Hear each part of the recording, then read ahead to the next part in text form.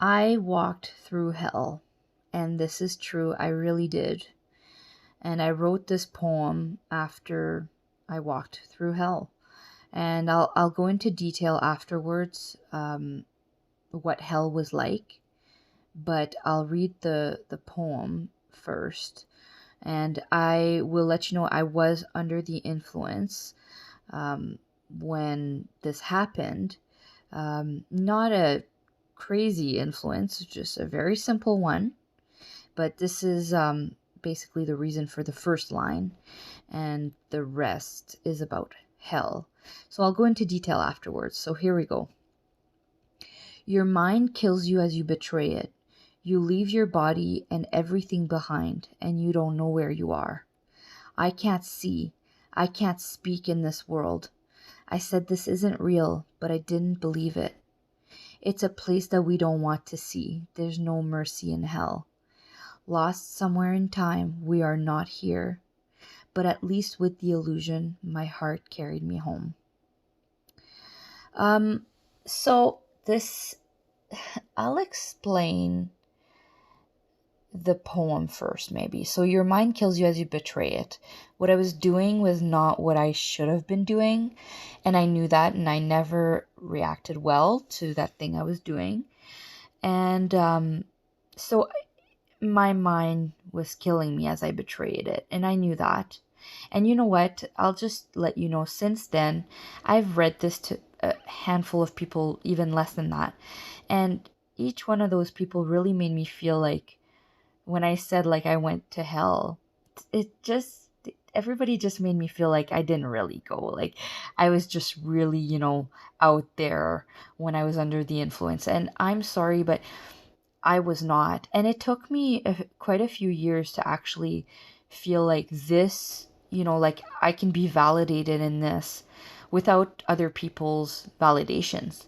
I know what I saw. I know where I was, and I know what I felt. And I was in hell.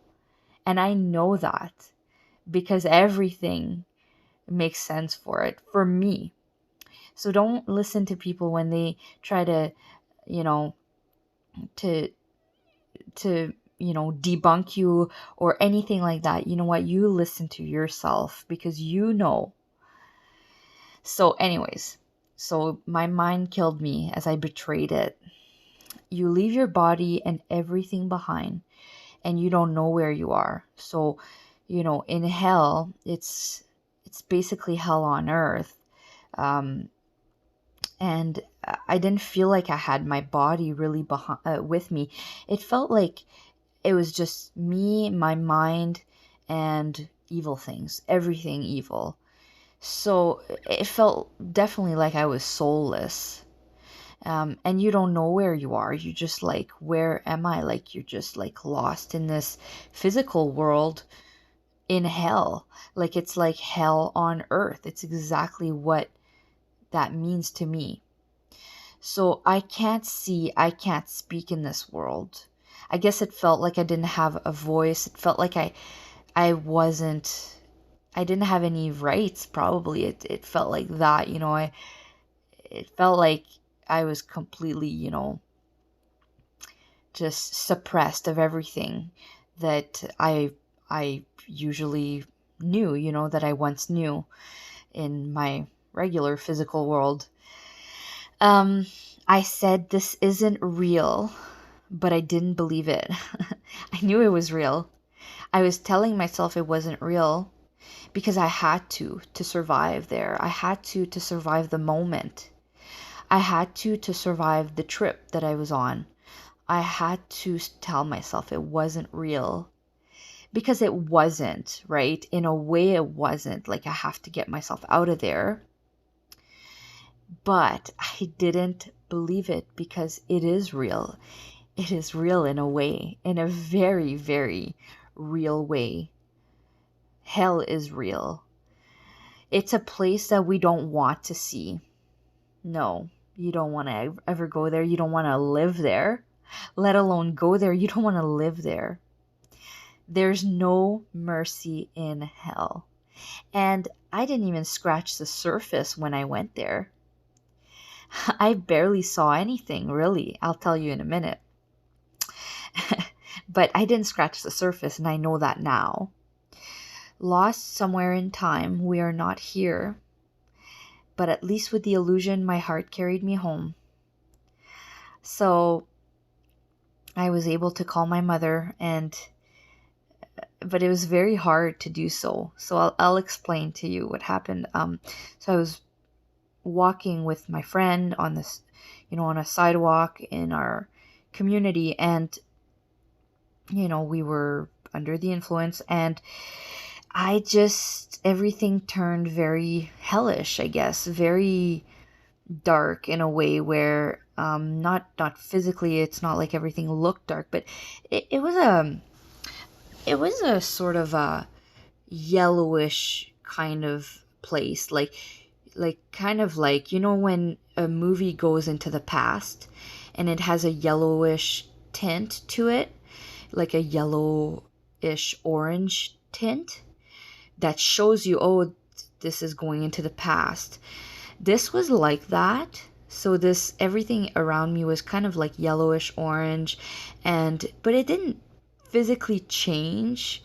It's just when I sort of look back on it, to me, that's what it looks like. It's that it was a different reality, so it changed tints. But when I was there, everything felt very real, but it was hell on earth. So that was the difference, really, in my perception of reality in the moment. Just should take that off. Okay, so now, so we're walking, and everybody seems to have turned evil. I mean, my friend, I think I had to tell her, like, I need a minute, I need to walk alone or something. I was just in my head a lot, and I just needed to be by myself or something. And I think, my thoughts turned on me. I mean, whether it was me or this hell that I was in, I was like, I think she hates me, and I think, and you can think, this has to do with my insecurities, and I'm not against thinking that, but what I saw and what I felt was real, other than what my friend and I were sort of feeling towards each other, which was probably mainly me feeling towards her. But I thought she hated me. I thought she was looking at me with the most hateful stares, like how could you just want to walk by yourself, or what's going on, I don't understand you, basically those things, right? Like, I just felt like I was not understood, and I was just being judged, like, like, I hate you, like, you're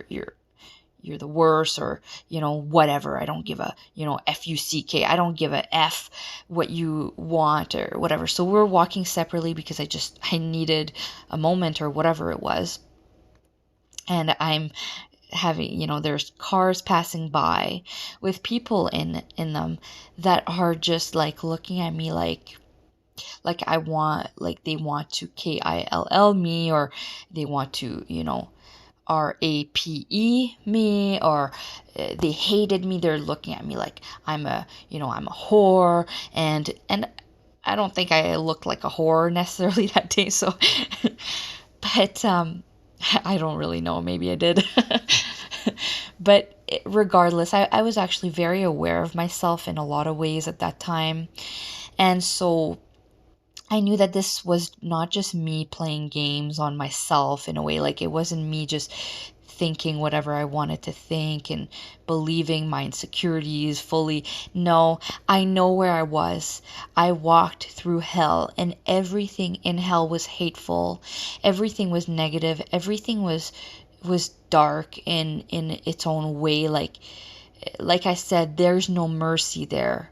There's no mercy. Like, there's nobody who will give you the time of day to hear you out, or to try to understand you.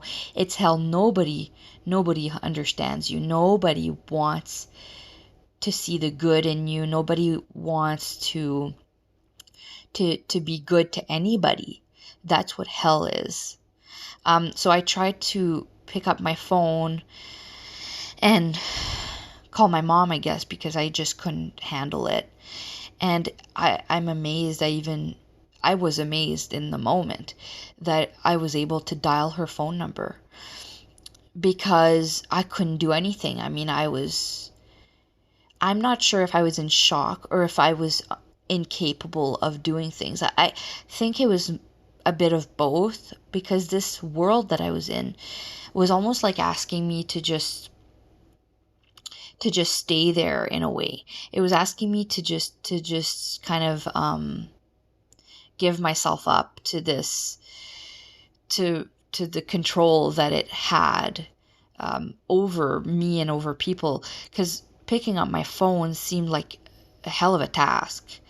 Like, not picking it up, but like dialing. It was like an extraordinary, brave, and sort of amazing task to be doing in the moment.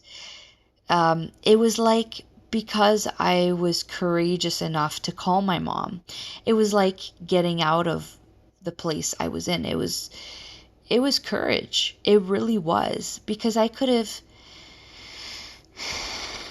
stayed. I could have suppressed my feelings. I could have went through it thinking, well, this is just the way the world is.